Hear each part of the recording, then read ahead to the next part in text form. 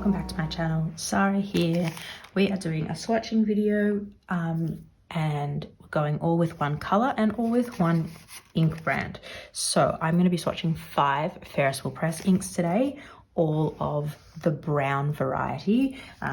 Brown's a color that I'm still exploring, and I am lucky enough to have some really cool brown samples that kind of go quite a wide breadth of different types of brown. So I thought it would be fun to give it a bit of a go. Let's jump straight in. Alrighty. So first up is, I'm not going to keep saying Ferris wheel press because they're all Ferris wheel press. First up is Oyster Hour.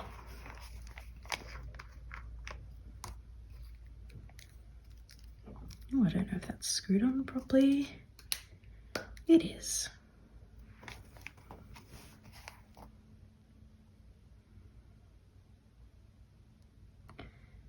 I am filming this on a Friday.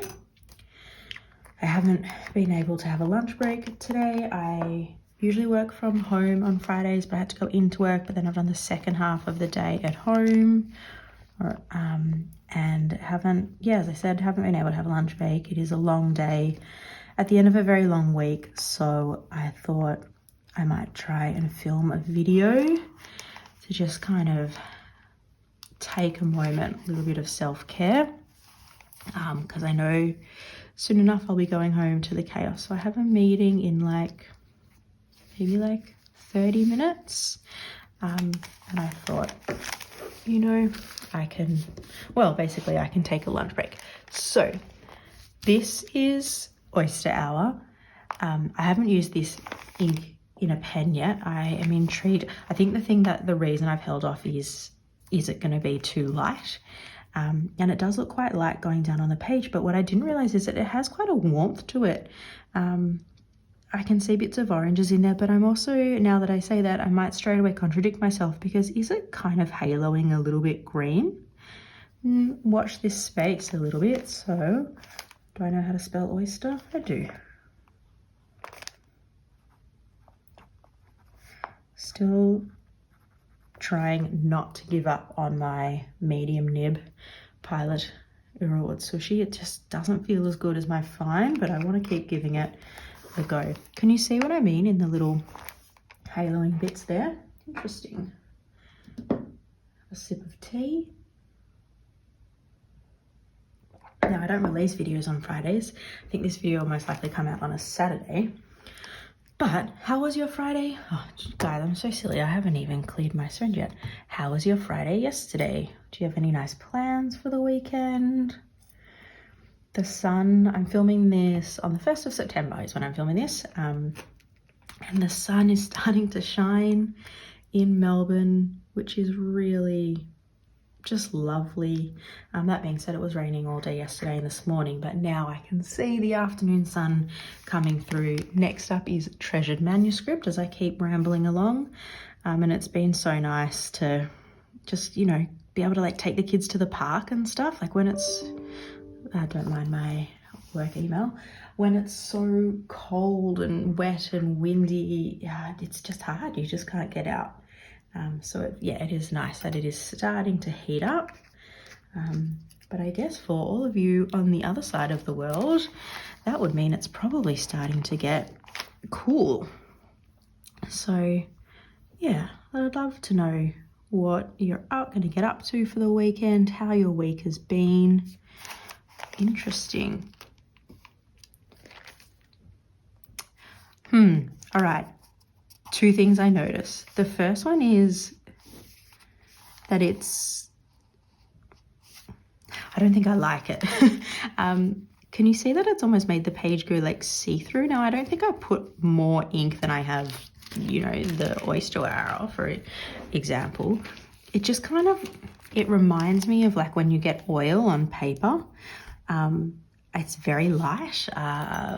I don't have very good things to say about this, which I'm sorry if you really like the ink, but if you have, I haven't put it in a pen, so I don't have a lot of experience with it, but it just looks very, very light, and almost a bit spotty.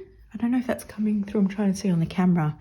This the more saturated part of it, brown, but like yellowy. Yeah, it's just really kind of reminding me of like oil. It looks quite different to the swatch on the top of there, so I'm not entirely sure what's going on there. But that swatch at least is unfortunately not really something that I like. Let's write though. Let's see how it looks with the writing sample. Sorry, I'm just getting my pen organized. I left my little cap thingy somewhere else, so I'm holding sample vials today, living on the edge.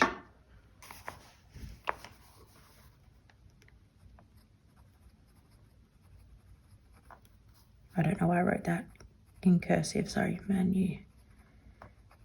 sorry if that's messy to read. Look, it actually writes nicer and darker than I thought it was going to, but I just don't see this as being an ink for me. I'm not drawn to it. I really don't like the swatch, and I just think it's going to be too light. You know, I was describing this as light, but that's legible to me. There is a depth to it, and that I think is a brown that I much prefer. So I think this one, yeah, I just can't really see myself using it. All right, 2 down, 3 to go. We'll see, I might edit this bit. I'm just giving my syringe a super duper good clean. Sometimes it isn't too loud and I can keep rambling through and I don't have to like edit bits out, but other times I feel like it doesn't sound very nice. Okay, so now I guess we're going into medium darkness. I've kind of gone like 2 light, 1 medium and 2 dark. This one is also definitely more of an orangey brown, and that's Autumn in Auburn.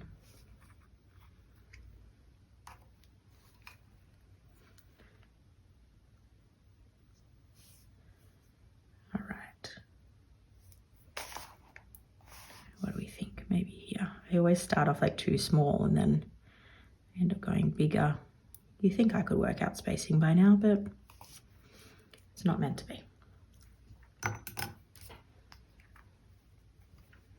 Actually, only one of these 5 have I inked up in a pen, and I really liked it actually, and that's going to be the last one I do. So let's see. Now this kind of ambery, well, I think it's going to be ambery type of brown is probably the version of the color, or the colorway that I'm enjoying the most at the moment.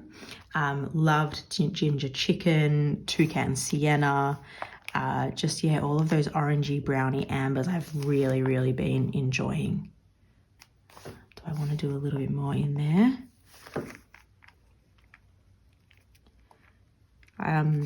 Sorry that my voice is a bit gravelly. I've had to talk a lot, and with that much sleep, I've gone very gravelly. So, and I think, as I just said, that is a colorway or part of the brown colors that I am really enjoying, and this it rings true, I guess is what I'm saying. You can definitely see the oranges and ambers coming out. I love that it looks layered to me. You can see like the more saturated bits, and then under here it looks kind of more true brown, where it's like laid down a bit heavier. I just think there's a really like nice richness to it. I found the ink really easy to read. I've been using at work quite a bit. All in all, I've just been really enjoying this type of color, and so this is one that I am excited to try as well. So this is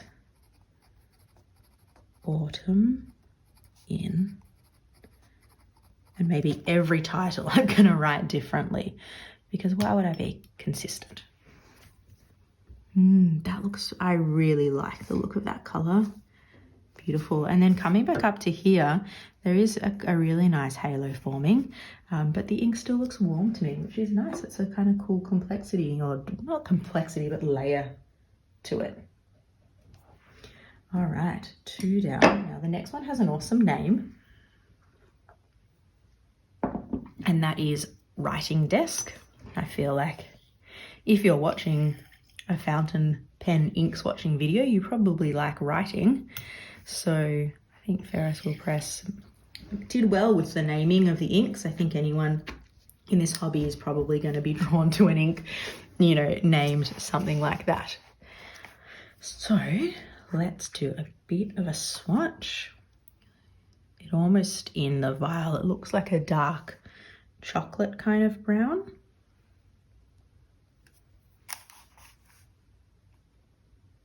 Why don't we try and do like a long one? Whoop, big bit, hey? And one in the middle for good luck.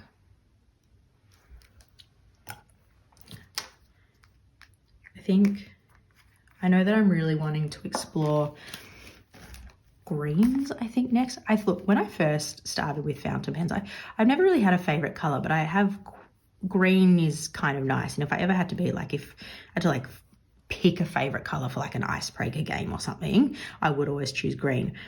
And I kind of thought because of that I would fall into liking or finding green inks that I like really easily. And it's actually been, it actually hasn't been the case. I've found a lot of like burgundy purple inks, like that really does seem to be my happy place, and I'm loving that. But I've had quite a mixed experience with greens. Like even this, I never thought that I'd be someone who was like, oh my God, I want to find all these variations of brown to write with and play with. So some greens I've really loved, like Alt Gold Grun I do really like, Huang Cho, but then others, like I thought I'd fall in love with Able and I was a bit so I'm just wanting to explore it a bit more, to just find, I would love to have a couple of go-to greens, because I am drawn to that color somewhat still. So that is, I think, the next thing that I'm wanting to explore quite a bit. I just watched, oh, I've forgotten her proper name. I'll put it in the description, but I know it's got Dandelion, I think, in the title. A YouTuber, she's just done like a grey-green ink swatching video, which was awesome. I wrote down so many, like basically all of them. But yeah, after browns, I think greens is where I want to kind of spend some time next. So while I've been rambling about that, this is Writing Desk. That is a deep, rich brown. You can say noticeably darker, getting in that writing sample some really beautiful shading. It's probably the most out of all of them, which also makes sense because, you know, you've got more variation with the darkness of it. There's a bit of a sheen coming through there. It looks like a green sheen, which is lovely, and I think balances out the richness of the brown underneath. I love that it's just a little bit of sheen. I don't like super overpowering bits. I'm not seeing, I was going to say I'm not seeing too much of it in the writing sample, maybe a tiny bit in the K, but if you look here, and I'll do a close-up at the end, there's definitely some sheen popping up. Awesome. So I said to you that of the 5 of them, I had used one. And I have saved that for last. This is Beaver Dam Brown. This is a really beautiful, deep, rich brown that I used in a flex pen to do some practice writing with. And I really, really enjoyed it. So without further ado, let's do our last swatch for this video. And I guess while I do this, if you think there's some other browns, Ferris wheel press or otherwise, that I should be adding to the list to try, let me know. I really would love to try. I've tried Coffee Break. I would love to try Brunch Date. I don't know if that technically classifies as a brown. I've tried Robert Oster Toffee. Oh, I just got it wet down there. But yeah, what is your go-to brown? Or kind of, and in this color, that ambery. So it's probably going to be no surprise that I like this one because you can see the hints of purple. That is not so much of a hint coming through. It's just so, that just makes me happy. A really rich, it's burgundy-y, maybe wine brown. Is that a thing? The richness of it, the purpley readiness of it, like that Syrah, Merlot, burgundy, like that type of color. I just love so, so much. So probably no surprise if you've gotten to know my ink taste that this is one that I really like. But also for me, interesting to see that in some ways, yeah, you still do classify this as a brown, but look how different this one looks now, you know. I love that, you know, when we do these types of explorations, you can just really see how far one color goes. I guess of note, this ink definitely looks to be and feels to be more on the saturated side. It's one of the ones that really coats the bottle quite a bit. So just something to be aware of. It didn't stain a pen or anything like that, but just little nuancy things that I do notice about inks. So this is Beaver, Dam, and definitely on the wetter side. Like that just felt so nice on that nib. So that brings me to the end of this little Ferris wheel press brown exploration video. I'll just do a bit of a slow-mo here. Oyster Hour up the top, Treasured Manuscript, which is not really my jam, Autumn in Auburn in the middle, and then down below here we have Writing Desk, and just make sure you can see that sheen there, quite a bright green sheen, and then Beaver Dam Brown. Thank you so much. I hope this little exploration has been enjoyable for you. Definitely let me know below what your go-to brown is, Ferris wheel press or otherwise, and I'll see you guys again soon. Bye.